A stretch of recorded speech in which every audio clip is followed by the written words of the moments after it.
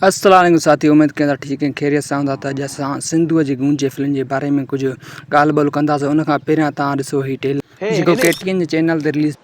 पानी में कुछ आहे छा थियो? लाश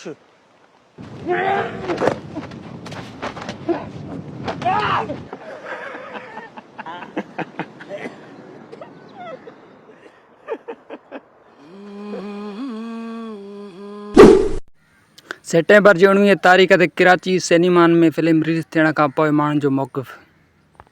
तमाम सुठा ड्रामा थिया आहिनि, ॾिठा आहिनि, लेकिन हीअ नवाण हुई असांजे लाइ। परफॉर्मेंस वारो तरीक़ेकार आहे न, इहो तकड़ में सम्झ सां गॾु रूह खे बि असर करे थो। पर जेका परफॉर्मेंस हिननि नौजवान ॾिनी त सची ॻाल्हि आहे, लेकिन मूंखे सॾु न कंदा त बि मां चवां मूंखे ॻाल्हाइण जो ज़रूरु आहे। तो आम माण्हुनि जी कहाणी हिननि जेतिरी बेहतरीन अंदाज में पेश कई, मुझे ख्याल है दिमाग जूं रगूं खुली वही। दोस्तों तव्हां ॿुधो माण्हुनि जो मौक़िफ़। त हाणे रिलीज़ थियण जी तारीख़ इहा आहे त फरवरी में या 2026 जनवरी में रिलीज़ थियण जा चांस आहिनि कुझु।